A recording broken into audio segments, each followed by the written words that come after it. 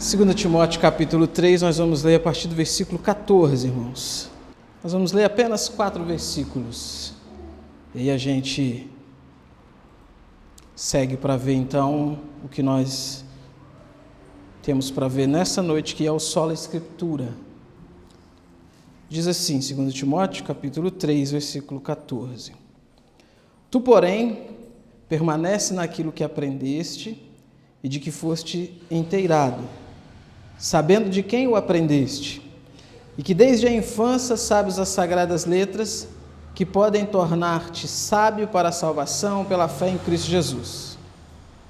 Toda a Escritura é inspirada por Deus e útil para o ensino, para a repreensão, para a correção, para a educação na justiça, a fim de que o homem de Deus seja perfeito e perfeitamente habilitado para toda boa obra. Até aí a nossa leitura nessa noite. Irmãos, nós estamos então, como vocês bem sabem, numa série de mensagens a respeito dos 5 solas da Reforma Protestante, que na verdade são 5 slogans que foram criados posteriormente, né? Não se sabe exatamente qual a data, mas foram criados posteriormente para ser um marcador, para ser um resumo dos ensinamentos, das doutrinas, daquilo que foi, vamos dizer assim, o espírito da reforma. Então, nós já passamos aqui pelo Sola Gratia, nós já passamos aqui semana passada pelo Sola Fide, e hoje nós vamos, então, ver o Sola Escritura, que é a ideia, então, de que a Escritura, e somente a Escritura, é a única regra de fé e prática da igreja. Nada mais pode ser acrescentado, somente a Escritura. E nós, como batistas que somos, né, temos a nossa Confissão de Fé Batista de Londres, de 1689, que é um documento que, como vocês bem sabem, foi redigido para sistematizar ou para resumir aquilo que os batistas históricos acreditavam lá no começo da sua existência. Essa é a segunda confissão de fé dos batistas, a primeira é de 1644, aqui tem uma reformulação, e logo no começo, as primeiras páginas, a nossa confissão de fé, ela começa falando sobre as Escrituras. Ela diz assim, ó: a Sagrada Escritura é a única regra, veja, suficiente, certa e infalível de conhecimento para a salvação de fé e obediência.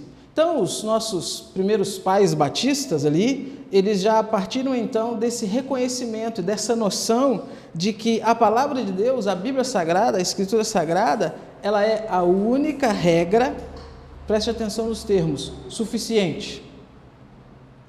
Porque o sola escritura, a gente vai ver aqui, o meu objetivo é caminhar com vocês um pouco na história, um pouco da doutrina católica, até por isso que eu trouxe essa Bíblia bem legal aqui, falei com o Luiz ali no começo, a pregação vai ser baseada nessa Bíblia aqui, né?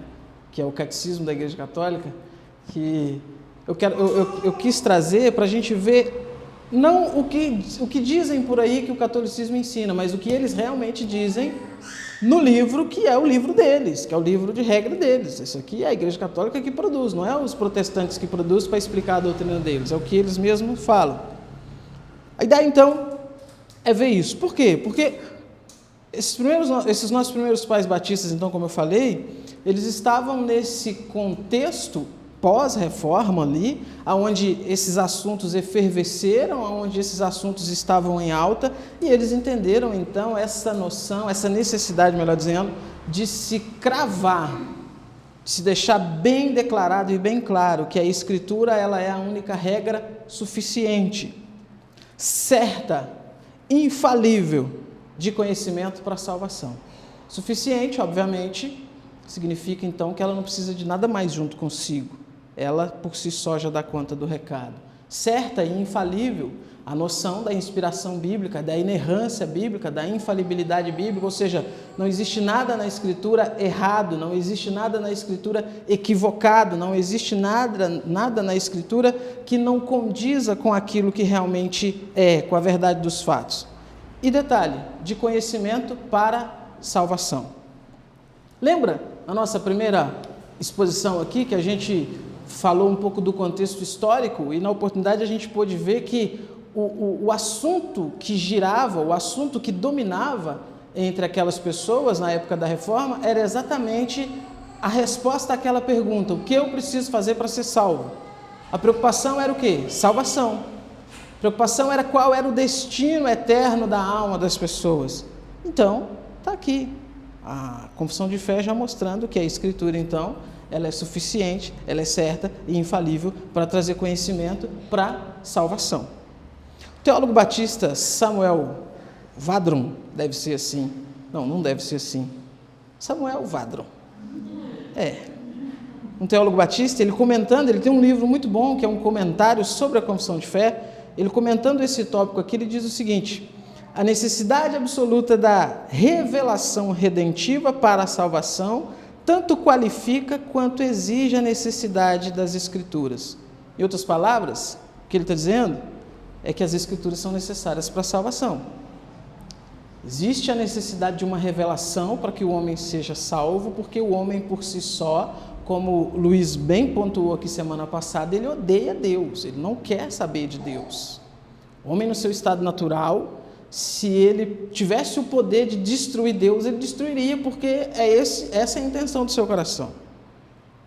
Então precisa com que Deus se revele, com que Deus se mostre de forma graciosa, de forma bondosa, levando redenção, levando perdão. Como que o homem então assimila essa mensagem? Não é por sonho, não é por visão, não é por uma percepção pessoal, não é um dia que o camarada acorda e fala assim: ó, Deus, Jesus, pecado, arrependimento. Não, é a palavra de Deus que traz essa mensagem, que traz essa verdade, ou seja, é a palavra de Deus que revela isso ao homem. Então, o teólogo, o Samuel, ele está dizendo que a Bíblia, então, ela é necessária para mostrar essas coisas. E além de ser necessárias, vocês vão ver que eu vou repetir isso aqui inúmeras vezes. Ela é plenamente suficiente. Suficiente. Porque o Sola Escritura, já dando um spoiler aqui, exatamente gira em torno disso. A base, o fundamento do Sola Escritura é mostrar que as Escrituras são suficientes. Não precisa de mais nada. Não precisa de acréscimos. Não é necessário nenhuma revelação, nenhuma sucessão revelatória apostólica para que a pessoa tenha a noção de salvação. A Escritura tem tudo que precisa. E esse é um dos pontos, então, irmãos, principais da Reforma Protestante. Mas antes da gente entrar, então, nisso daqui, a gente precisa partir de um ponto juntos aqui, que é entender a ideia de revelação. O que é revelação? Qual que é a ligação entre revelação e as Escrituras? O que é isso? Herman Bavinck, um teólogo holandês muito capaz, ele afirma o seguinte: ou a religião é uma ilusão, ou ela deve ser baseada na crença, veja, na existência, revelação e cognoscibilidade de Deus. Em cada um de seus três componentes, ou seja, existência, revelação e cognoscibilidade, como representação ou ideia de Deus, como afeição religiosa e como ato de Deus, a religião implica que cremos na existência de Deus e o consideramos cognoscível através de sua revelação. Traduzindo, o que Bavinck quer dizer? Ele quer dizer que toda religião, para ser uma religião, ela tem que carregar esses elementos. Precisa existir um Deus. Esse Deus precisa se revelar, precisa se mostrar, ele precisa aparecer, ele precisa se desvelar para as suas criaturas. E essa revelação, esse aparecimento, ele precisa ser captado pelas pessoas. É onde ele coloca, então, a ideia da cognoscibilidade, ou seja, a capacidade de Deus ser conhecido. Porque não adianta nada Deus existir, não se revelar e não se tornar conhecido. De que adianta? Que sentido faz? Nenhum. Também não adianta Deus existir e se revelar, mas ao mesmo tempo as pessoas não compreenderem essa revelação, não conseguirem apreender os conceitos dessa revelação, dessa existência de Deus. Então essas três coisas caminham junto. E obviamente o Bavinck está trabalhando uma questão abrangente de religião, eu vou me focar aqui obviamente na questão do cristianismo, mas a ideia é: o nosso Deus existe, ponto. Todo mundo concorda? O nosso Deus que existe, ele se revela. ele se mostra. E a gente tem isso desde o Éden. Criação, Deus cria o homem. E quando Deus cria o homem, Deus não solta o homem lá no Éden, como uma espécie, como se fosse a ideia do deísmo, né? Deu corda e deixou para lá. Não, a Bíblia fala que havia comunhão. Lembra do texto falando na viração do dia, quando Deus aparecia para Adão? Havia comunhão. Tanto havia comunhão que após a bagunça que eles fizeram, quando Deus aparece, o que eles fazem? Eles fogem. Então Deus se revelava, Deus se mostrava. Então ele existe e ele se revela. E essa revelação, então, ela tem a capacidade de ser, então, conhecida, apreendida. Nós temos a capacidade plenamente de conhecer Deus, de saber quem Deus é, de aprender sobre Deus, de entender Deus. Essa ideia, né, de que ninguém explica Deus, bobagem, a Bíblia explica. É óbvio que a Bíblia não explica Deus na sua plenitude, né? Porque nós nunca compreenderemos Deus na sua plenitude, ou seja, dentro de tudo aquilo que Deus é. A gente nunca vai compreender isso, porque nós somos criaturas e somos limitados. Mas fato é que aquilo que Deus quer que a gente entenda e que a gente aprenda sobre Ele, Ele fez o que? Ele mostrou. Ele mostrou.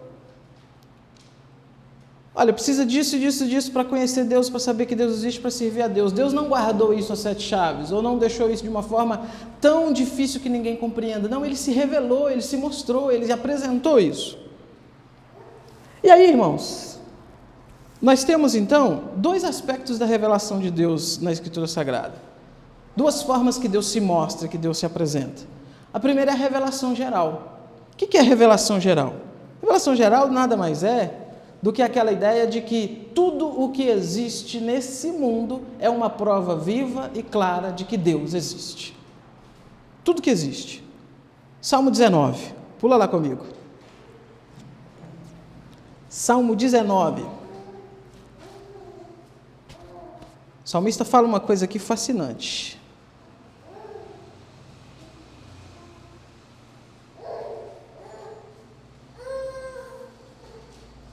Ele diz assim, olha, os céus proclamam a glória de Deus, o firmamento anuncia as obras das suas mãos, um dia discursa a outro dia, e uma noite revela conhecimento a outra noite. Agora olha que fantástico o versículo 3, não há linguagem, não há palavra, e deles não se ouve nenhum som, no entanto, por toda a terra se faz ouvir a sua voz e as suas palavras, até os confins do mundo. O que o salmista está dizendo? Lembra daquela regrinha básica que vocês já estão ficando cansados de ouvir eu repetir isso toda quinta-feira, dos Salmos, né? Poesia, né? Uma linha, a linha de cima é a repetição da linha de baixo com palavras diferentes, sendo simplista, mas é a repetição para dar ênfase. O que ele está dizendo então? Os céus proclamam a glória de Deus. Os céus, a criação, o firmamento, é uma exposição clara da glória de Deus. Aí ele segue, o firmamento anuncia as obras das mãos de Deus. Agora o 2, um dia discursa a outro dia, os dias conversam, os dias se comunicam entre si. Uma noite revela conhecimento a outra noite, as noites conversam entre si, fazendo o quê? Manifestando a glória de Deus, manifestando a existência de Deus. Aí ele diz no 3, não há linguagem, ou seja, não há uma linguagem formal das coisas criadas, não há palavras, você não vai ver o céu conversando, o sol e a lua conversando, você não vai ver. Só o solzinho do Teletubbies que dá umas risadinhas de vez em quando, né? Mas só, você não vai ver o sol conversando. Mas mesmo sem linguagens e sem palavras, o salmista está dizendo que esses elementos, eles anunciam em alta e potente voz que Deus existe. Romanos, agora salta comigo lá em Romanos, capítulo 1, versículo 19.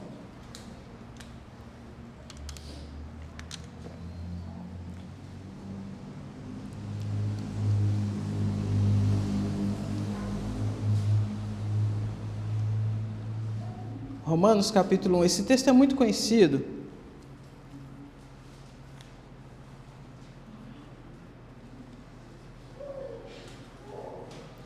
No 18, eu vou ler a partir do 18, Romanos capítulo 1, 18, o apóstolo Paulo começa a dizer assim, olha, a ira de Deus se revela do céu contra toda impiedade e injustiça dos seres humanos, que por meio da sua injustiça suprimem a verdade. Pois o que de Deus se pode conhecer é manifesto entre eles, porque Deus lhes manifestou. Ou seja, Deus está irado. A ira de Deus está revelada do céu, por causa da impiedade, por causa da injustiça das pessoas. E em que sentido que essa ira de Deus revelada e manifestada ela é justa? Porque esses homens não são inocentes. Não são pessoas que dizem assim, Deus existe? Não sabia. Gente, não fazia ideia. Se eu soubesse a ideia que Deus existe, a minha vida era outra. Não, ele está dizendo o seguinte, versículo 19, o que de Deus se pode conhecer é manifesto entre eles, porque Deus lhes manifestou. Aí olha o versículo 20, como que Deus manifestou então? Porque os atributos invisíveis de Deus, veja isso aqui, irmãos, atributos invisíveis de Deus, assim como o seu eterno poder, a sua própria divindade, claramente se reconhecem desde o princípio do mundo. Então, ou seja, Deus se mostra, Deus se revela, Deus revela o seu poder, Deus revela a sua divindade claramente desde o princípio do mundo. Como? O texto segue, sendo percebido por meio das coisas que foram criadas. Já viu aquela perguntinha assim, como é que vai ser, como é que os índios que viviam aqui antes de Cabral chegar, como é que Deus vai julgá-los? Porque eles não conheciam a Deus, não ouviram o Evangelho. Como não ouviram? O sol, a lua, as estrelas, os rios, a natureza é uma pregação potente aos ouvidos deles da existência de Deus. Tanto é que eles adoravam o sol, a lua, as estrelas, fazia dança para a chuva. Eles tinham conhecimento de uma divindade. A adoração deles era direcionada para os elementos e não para o Criador daqueles elementos. Mas havia sim uma revelação de Deus, e é isso que Paulo está dizendo. Então, veja, irmãos, essa é a noção de revelação geral. É essa revelação de Deus manifestada por meio de tudo que existe. Agora, fato é, irmãos, que ainda que essa revelação de Deus ela seja usada para mostrar que ninguém vai poder se desculpar diante de Deus, ninguém vai poder dizer para Deus que não fazia ideia, fato é que existe uma outra revelação, que a gente conhece como revelação especial, que é o meio pelo qual o Senhor utiliza para gritar aos ouvidos daqueles que são seus a verdade do Evangelho, que é a revelação especial. Revelação geral, a criação. Revelação especial, Bíblia Sagrada. E ela tem esse nome de especial exatamente por isso, porque ela é especial, porque ela revela ao homem que o coração dele é um coração ingrato, que a natureza dele é uma natureza caída, depravada e pecaminosa, que o ser dele inteiramente é inimigo de Deus, odeia Deus e precisa de arrependimento. É por meio da revelação especial, então, ou seja, das Escrituras Sagradas, que o Espírito Santo trabalha na vida das pessoas que são do Senhor, para que elas, então, em um determinado momento, elas tenham os seus ouvidos destampados, os seus olhos abertos e compreendam a mensagem do Evangelho, se arrependam dos seus pecados, creiam em Jesus.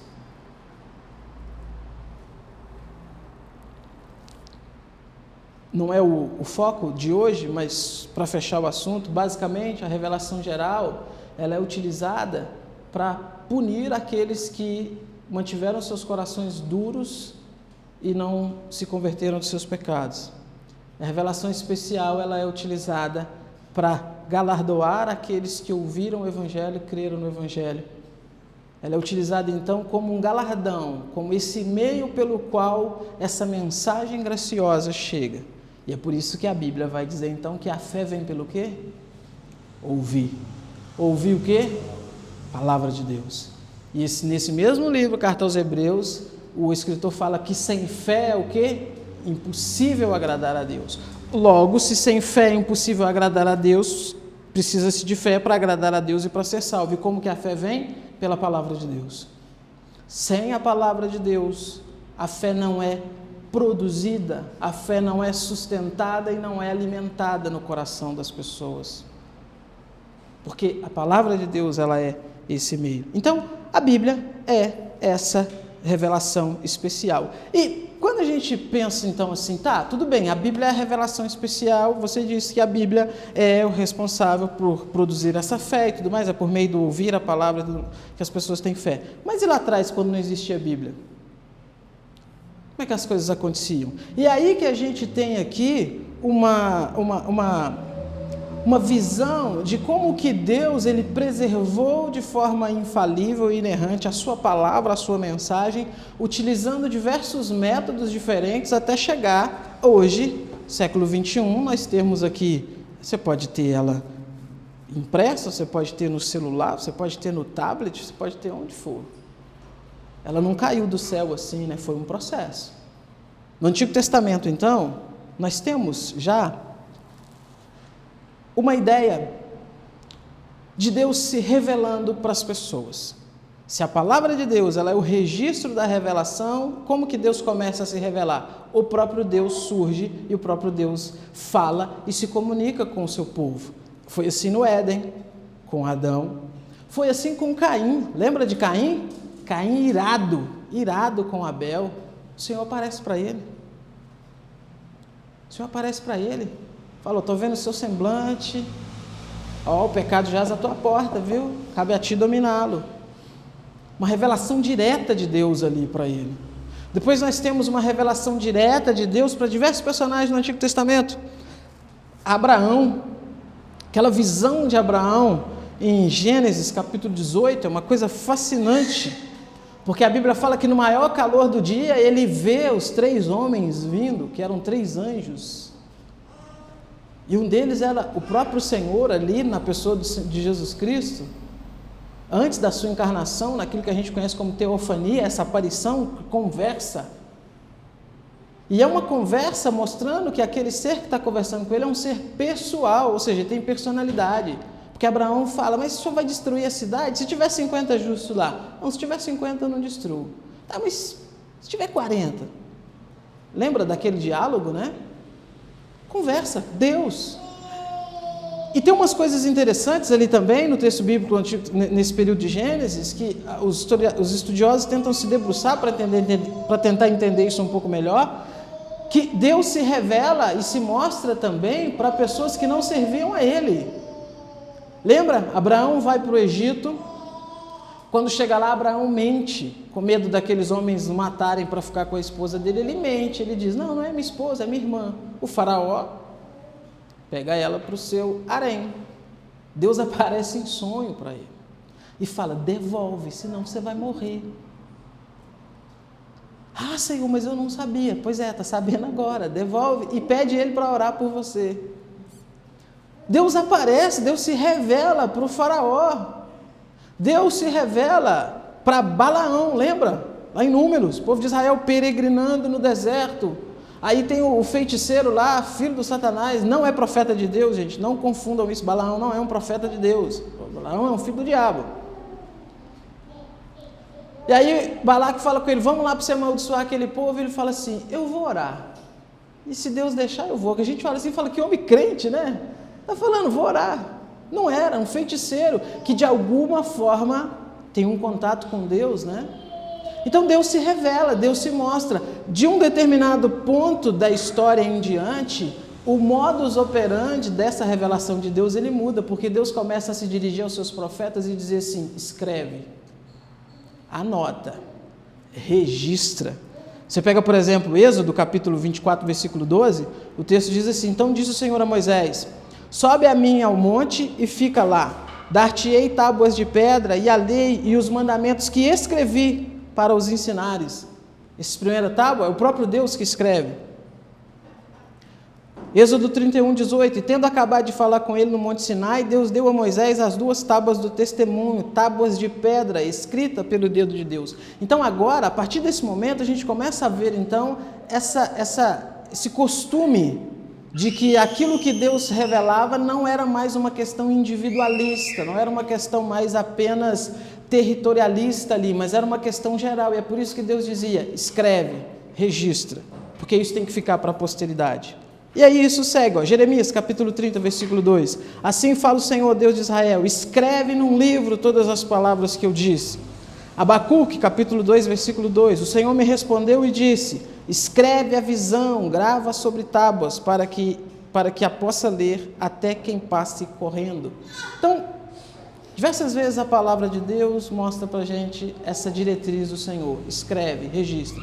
E a partir desse momento, então, essa revelação de Deus especial, ela começa a ser registrada. E esses livros, eles começam a serem guardados, esse registro ele começa a ser guardado, começa a ser utilizado para ensinar. Nós temos a lei de Deus que é dada no Sinai, né? Lembra? 613 mandamentos resumidos ali nos 10 principais, que eram a maneira de guiar, de liderar todo o povo de Israel. E aí, começa a vir os profetas, começam a registrar também, fecha-se o período do Antigo Testamento. Exílio, pós-exílio, tem aqueles escritos que são pós-exílicos e tudo mais. E no Novo Testamento? Como é que foi isso? Como é que essa revelação de Deus, então, foi registrada? Da mesma forma, ordenança divina. Quando a gente tem no Antigo Testamento essa característica, por meio de Deus se revelando por teofanias e tudo mais, no Novo Testamento, o texto inclui uma coisa fantástica. Hebreus capítulo 1, versículo 1. Lembra do que o escritor diz? Havendo Deus outrora falado, muitas vezes e de muitas maneiras aos pais pelos profetas, nesses últimos dias nos falou pelo Filho, a quem constituiu herdeiro de todas as coisas, pelo qual também fez o universo. O escritor aos Hebreus, ele acrescenta esse detalhe fascinante. E ele diz, olha, lá no passado, Deus falou aos pais de muitas maneiras. Ou seja, Deus se revelou de muitas maneiras aos profetas. Aos pais pelos profetas. Mas nesses últimos dias nós fomos agraciados de uma forma especial. Porque a nós Ele falou por meio do seu próprio Filho, a quem constituiu herdeiro de todas as coisas e pelo qual também fez o universo. Ou seja, Deus constituiu Jesus Cristo, seu Filho, como herdeiro de todas as coisas. Foi por meio dele que Ele fez o universo. Jesus é divino e é por meio dele, foi Ele que Deus utilizou para falar conosco nos últimos dias. Os escritores hebreus colocam então essa revelação num patamar altíssimo. E não que o Espírito que falou por meio dos profetas fosse menos divino do que Jesus, mas ele mostra o quanto esse momento é especial, porque é o próprio Deus, na pessoa de seu Filho, caminhando por ali, andando no meio daquelas pessoas, 3 anos e meio de ministério terreno, ensinando, corrigindo, instruindo.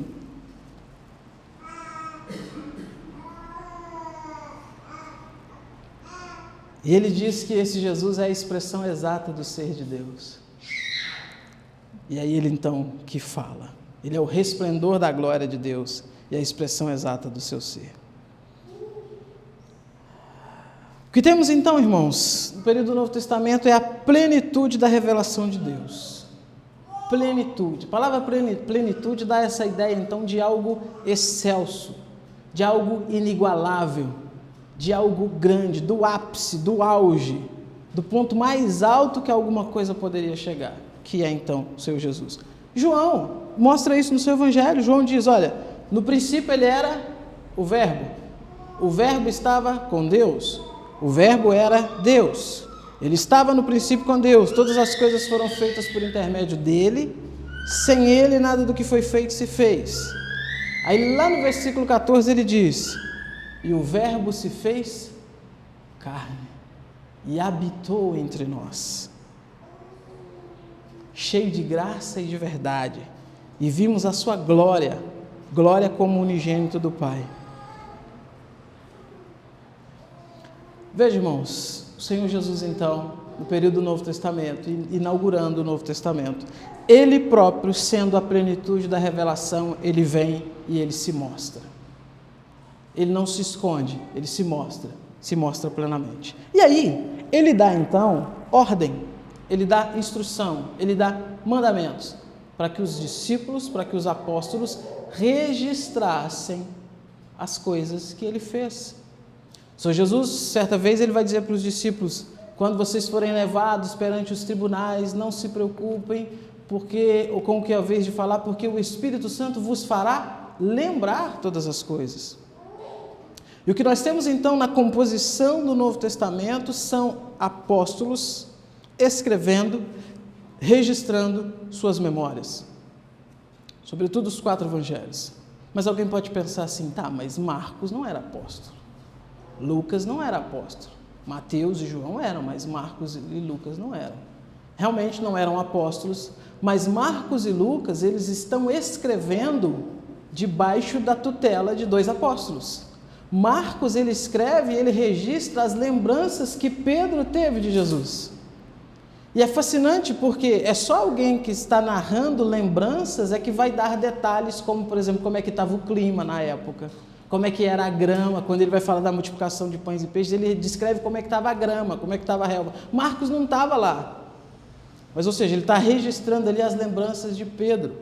Lucas faz um trabalho fantástico de pesquisa, né? De pegar o livrinho dele, sair batendo de porta em porta e perguntando como é que foi. E quem está supervisionando o trabalho de Lucas? O apóstolo Paulo. Então, mesmo esses 2 não sendo apóstolos, eles estão sob a tutela dos apóstolos. E o que a gente tem, então, como registro do Novo Testamento, são as palavras, as lembranças dos apóstolos, daqueles que estiveram próximos dos apóstolos e que registraram toda a vontade de Deus. E aí, então, se fecha a revelação.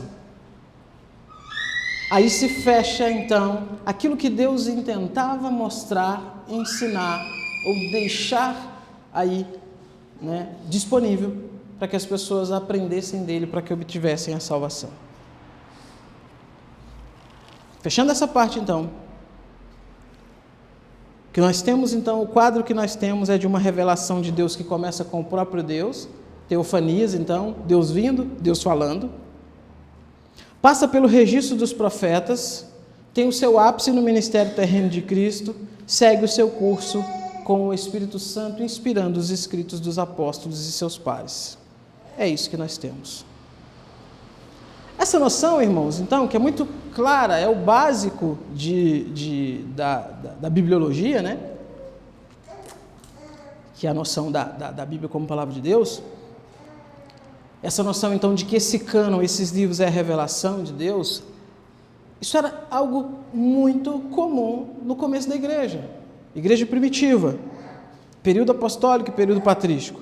E todas as controvérsias que começaram a surgir já desde essa igreja incipiente, essa igreja crescente, elas foram terminantemente combatidas utilizando-se a palavra de Deus. A gente precisa entender isso, porque senão a gente cai naquele conto da carochinha que o catolicismo tenta dizer, que o catolicismo, a tradição da igreja é que registrou e é que escolheu os livros da Bíblia. Mentira! Mentira! Os concílios simplesmente, eles excluíram aqueles excessos que as pessoas tentavam incluir para dizer, não, isso aqui também é a palavra de Deus. Eles olharam, historicamente, isso aqui nunca foi considerado palavra de Deus, então a gente exclui. Eles simplesmente pegaram aquilo que a igreja em si já vinha tendo como palavra de Deus durante anos e simplesmente determinaram e falaram que fugir disso daqui está errado. E utilizaram então esses textos para combater as heresias. Nós temos, por exemplo, o Greg Ellison, que é um historiador da igreja, ele vai comentar sobre esse período e ele vai dizer que Justino Marte, que está lá no comecinho, ele afirmava o seguinte: eu escolho seguir não o homem e as suas doutrinas, mas Deus e as doutrinas entregues por ele. Ou seja, esses homens estão bem cientes de que aquilo que eles devem seguir não é a doutrina de homens, mas sim as doutrinas que Deus entregou. E Deus entregou como? Sagrada Escritura. escrito dos apóstolos, registro dos apóstolos. E aí nós temos, olha, Concílio de Nicéia, 325, as controvérsias relacionadas ao arianismo, como é que foram respondidas? Pela Bíblia. Ário aparece com uma ideia errada, com uma coisa muito maluca, e os irmãos falam assim, está errado, porque a Bíblia não diz isso. Depois o Concílio de Constantinopla, 381, que vai se reunir para falar sobre questões do Espírito Santo, divindade do Espírito Santo e tudo mais. Como é que eles chegaram às conclusões que chegaram? Bíblia. Concílio de Éfeso, 431, a mesma coisa. Famoso Constantinopla, 451, a mesma coisa, eles se voltaram para a Bíblia. As pessoas aparecem dizendo, Jesus não é Deus, Jesus parece Deus.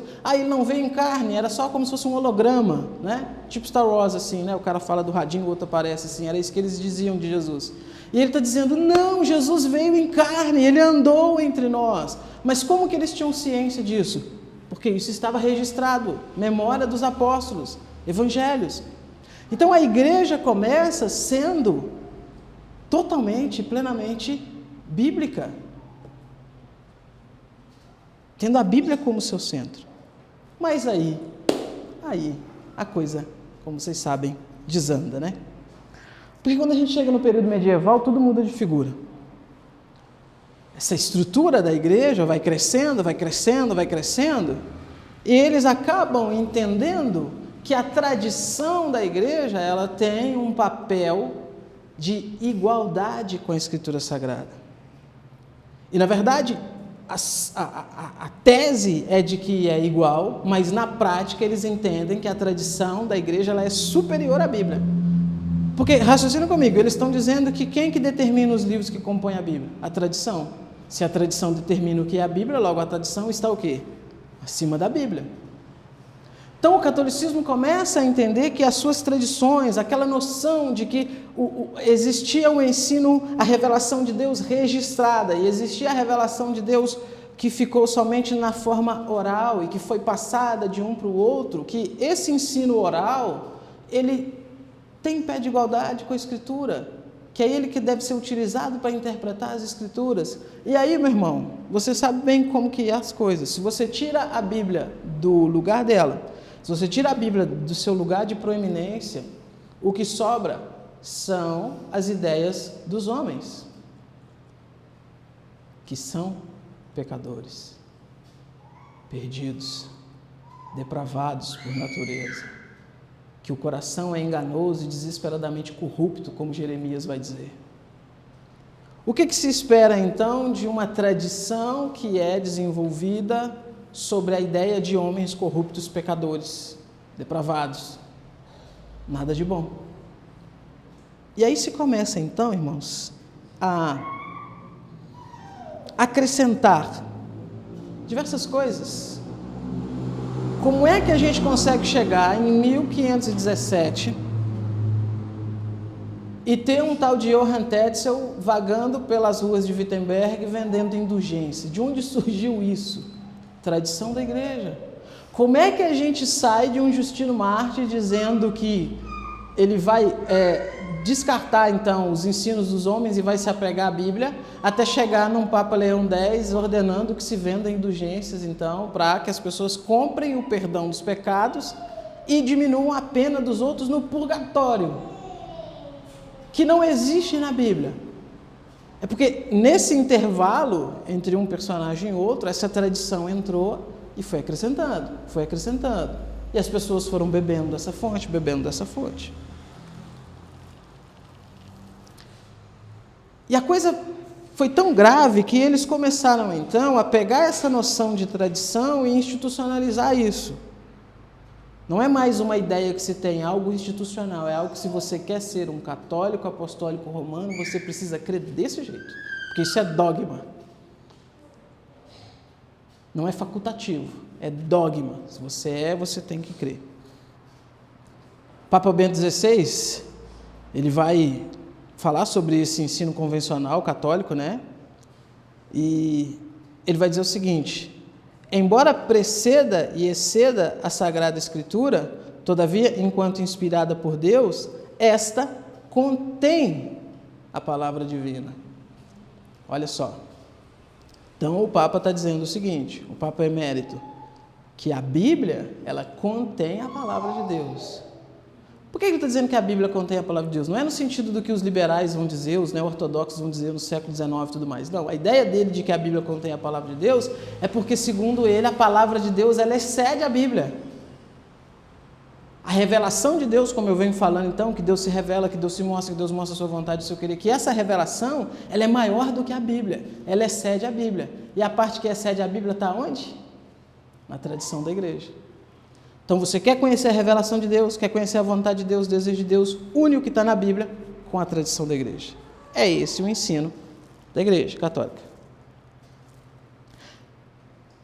Escreveram um documento, produziram um documento sobre essa questão da Bíblia chamado Verbum Domini, e ele diz o seguinte: a Bíblia é a palavra de Deus no sentido de que ela contém a palavra de Deus. Existe a Bíblia e existe também mais uma palavra além dela que a torna insuficiente por si mesma. Veja o disparate, né? Audacioso, né?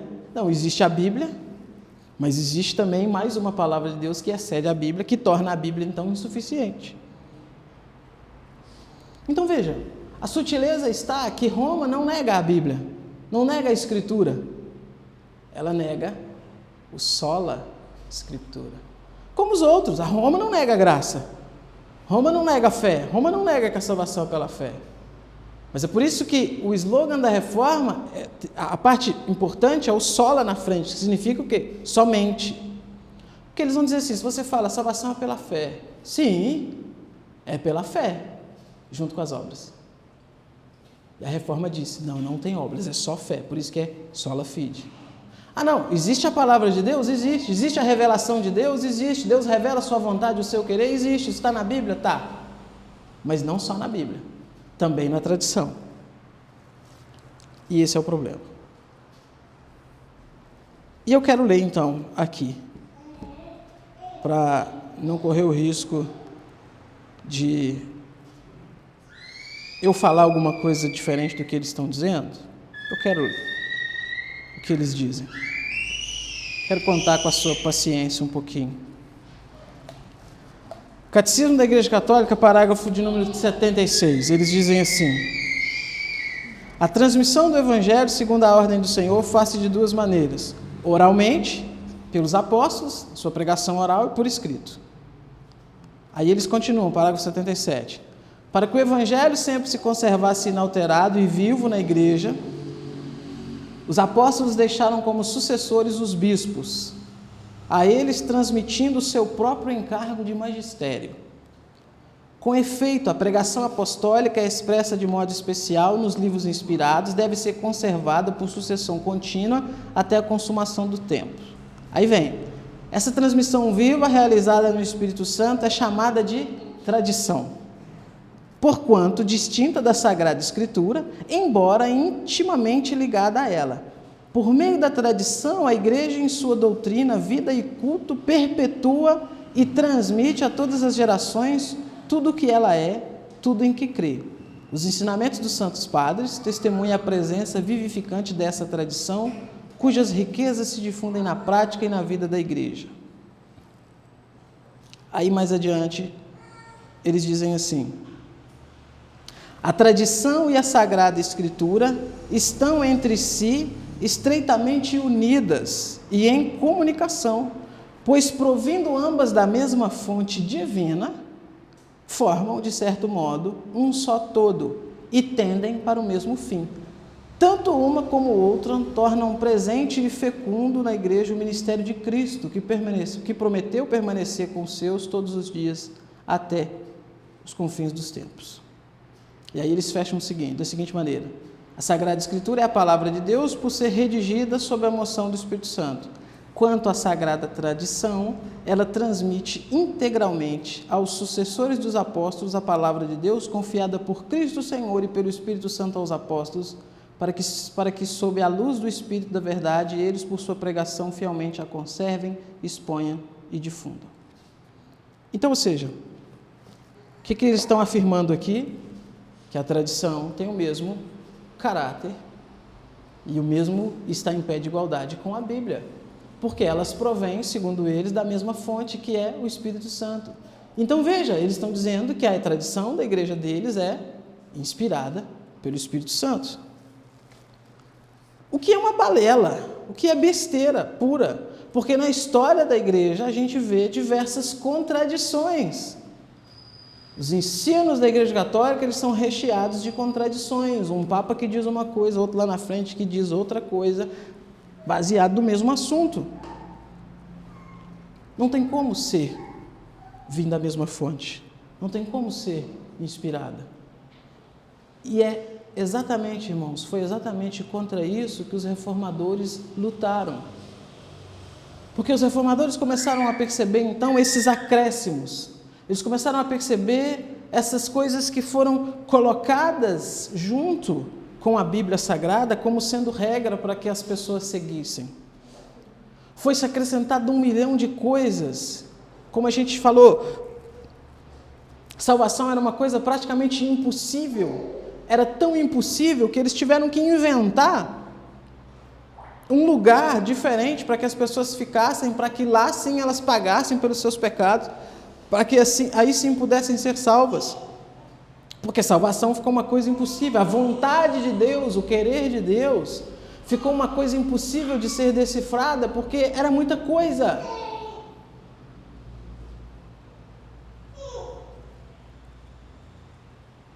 A igreja era regida, então, por essa ideia de que o Santo Padre, o Bispo de Roma, ele tem por direito essa sucessão apostólica que foi passada de Pedro, e foi passando de Pedro para outros, até chegar no que está agora.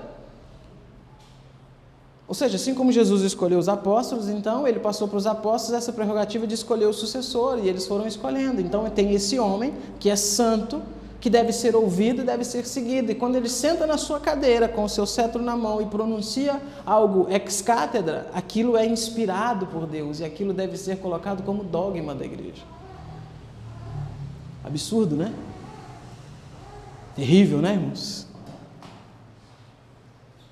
Terrível. O que a Bíblia fala de si mesmo, então?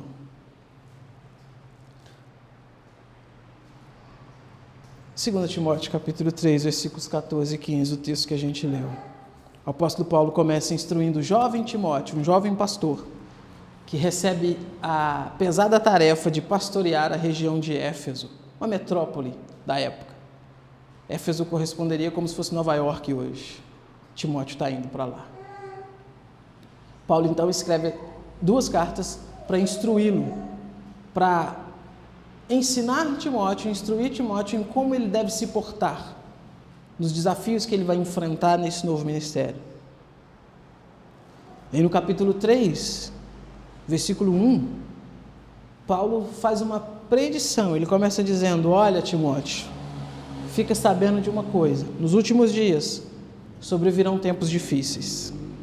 Os homens serão egoístas, serão avarentos, serão orgulhosos, arrogantes, blasfemadores, desobedientes aos pais, ingratos, irreverentes, desafeiçoados, implacáveis, caluniadores, sem domínio de si, cruéis, inimigos do bem, traidores, atrevidos, enfatuados, mais amigos dos prazeres que amigos de Deus, tendo forma de piedade, negando-lhes, entretanto, o poder.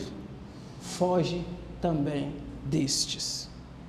Paulo está dizendo que as pessoas se mostrariam então com todas essas características. Parece chamada do Congresso, né? Mas não é não, é características mesmo que Paulo dá aqui do que aconteceria nos últimos dias. E aí depois que ele mostra então o quadro que vai acontecer, no versículo 10 ele segue dizendo: está vendo tudo isso que eu te mostrei que vai acontecer? Tu, porém, você, Timóteo, você tem seguido de perto o meu ensino, os meus procedimentos, o meu propósito, a minha fé, longanimidade, amor, esperança, as minhas perseguições, os meus sofrimentos que me acontecem desde Antioquia, Icônio, Listra e tudo mais. Ou seja, Paulo está dizendo: olha, você tem visto que tudo isso vai acontecer e você tem seguido de perto o meu ensino, você tem o meu exemplo. Mas Paulo não se satisfaz em apresentar para Timóteo somente ele como exemplo. Ele não se satisfaz só com isso. Ele não se satisfaz em apresentar para Timóteo somente a sua própria conduta. ele vai lembrar Timóteo daquilo que Timóteo aprendeu desde a infância, desde quando ele era criança, com a sua família, com a sua avó e com a sua mãe, que eram tementes a Deus. Ou seja, em outras palavras, ele está dizendo assim: Timóteo, não fique só comigo como exemplo, não fique só com a minha conduta, mas lembre-se do que você tem aprendido desde criança.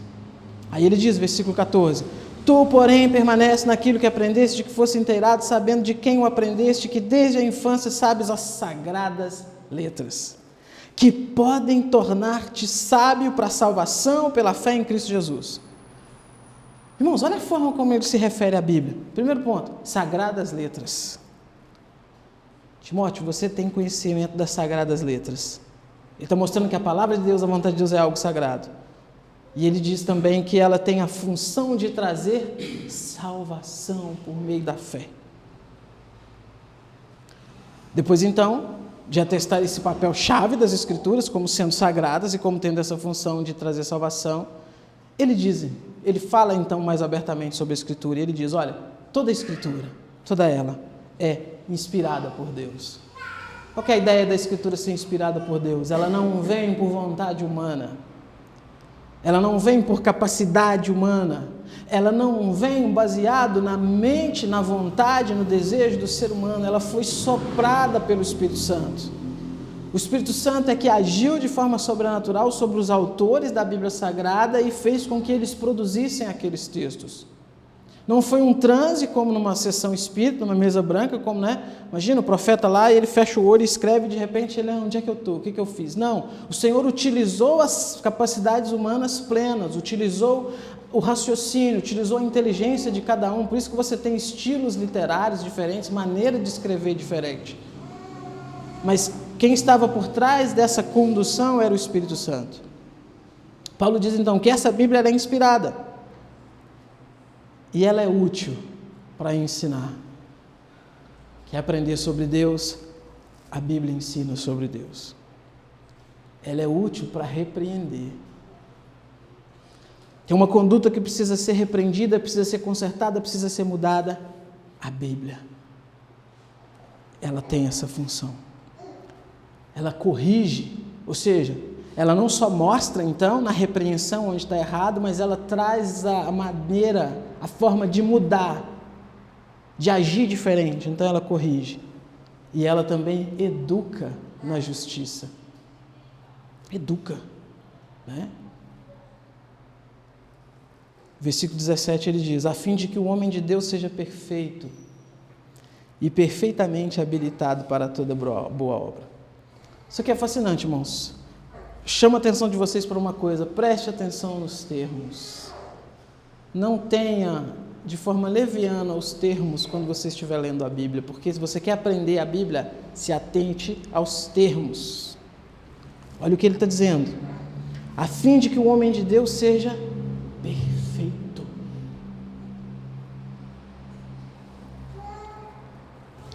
Perfeito. O propósito, a finalidade, então, é que o homem de Deus ele esteja plenamente perfeito. Redundância, plenamente perfeito. Aqui nós já temos, então, irmãos, uma amostra clara, gritante, em letras garrafais, da suficiência das Escrituras. Porque se as Escrituras não tivessem a capacidade de tornar o homem perfeito, elas não seriam suficientes. Se precisasse acrescentar uma tradição junto com as Escrituras, Paulo não diria que as Escrituras têm a capacidade de tornar o homem perfeito. Ele ia dizer assim: olha, para ser perfeito precisa da Bíblia e mais alguma coisa, que aí sim vai ser perfeito. Mas não, ele diz, a Escritura ela é útil para tornar o homem de Deus perfeito.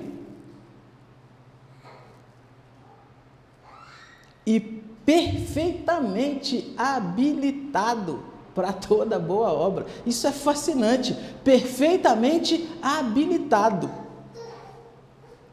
O que é você estar habilitado para alguma coisa? Você ter capacidade de fazer alguma coisa, você ter um treinamento ali, é você ter sido, então, conduzido e ensinado de forma correta para realizar aquela obra. Ele está dizendo, então, que a Bíblia ela torna o homem perfeitamente habilitado para toda boa obra. Então, ela por si só, ela basta, não precisa de mais nada. Porque, de novo, se precisasse de mais alguma coisa, a Bíblia não teria esse caráter de tornar o homem perfeito, de tornar ele habilitado perfeitamente para tudo. Está muito claro, gente. Pelo amor de Deus, está muito claro isso daqui. O que significa, então, essa noção de suficiência das Escrituras para a gente entender o sola Escritura? Bavinck, vou voltar em Bavinck. Bavinck afirma, então, que esse atributo, suficiência das Escrituras, que é a base do sola Escritura, ele afirma que a Escritura contém completamente os artigos de fé, os assuntos necessários para a salvação. Ele também afirma que esses artigos de fé estão incluídos de forma que podem ser extraídos dela, ou seja, da Bíblia, por um simples estudo comparativo e reflexão, sem a ajuda de outra fonte. Isso é importantíssimo, irmãos, porque essa noção, então, exclui qualquer coisa que se queira incluir além da Escritura Sagrada para trazer salvação ao homem. O homem precisa de salvação? Precisa.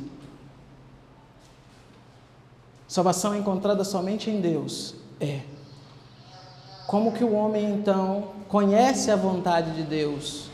Bíblia. Bíblia Sagrada. E me permitam abrir um parêntese aqui. Irmãos, não tem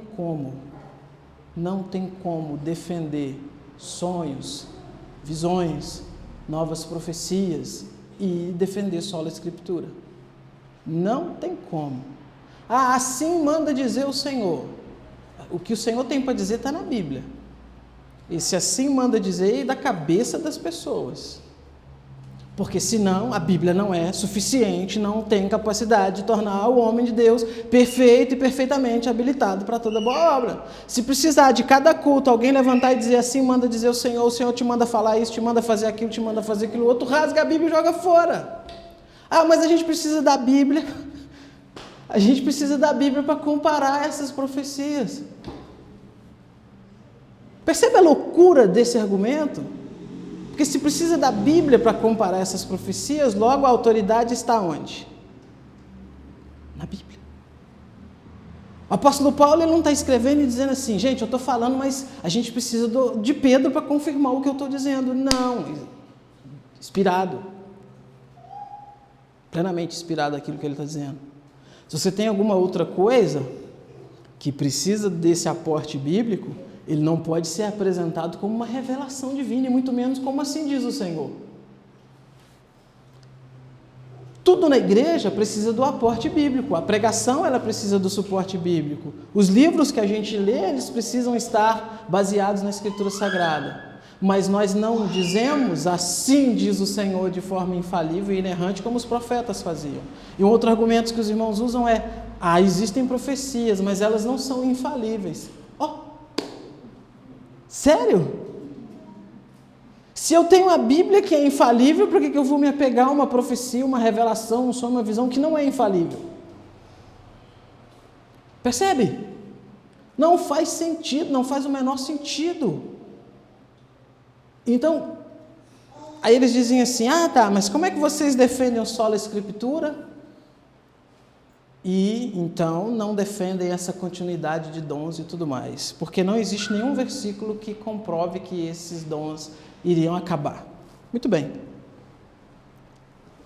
Simples de resolver. As pessoas que estão, então, levantando com línguas, com visões, com sonhos, eles precisam provar que aquilo que eles estão fazendo é o que acontecia no período bíblico. Não sou eu que tenho que provar que não é, porque não sou eu que estou fazendo. Eles têm que chegar e dizer assim, olha, está vendo isso aqui que a gente está fazendo? É o que está na Bíblia. Consegue fazer isso? Não, irmãos, porque não é. Porque não é. Então, o sola Escritura, nessa questão de dons, de novos dons, contemporaneidade de dons, ele está baseado, fundamentado na noção de que as pessoas que estão trazendo coisas novas é que precisam provar que essas coisas novas que eles estão trazendo está aqui na Bíblia. Porque se não está, a gente abre mão delas. A gente não crê nelas, a gente não segue elas e ponto final. Porque a Bíblia é suficiente. Se fosse preciso essas coisas, irmãos, a Bíblia não seria suficiente.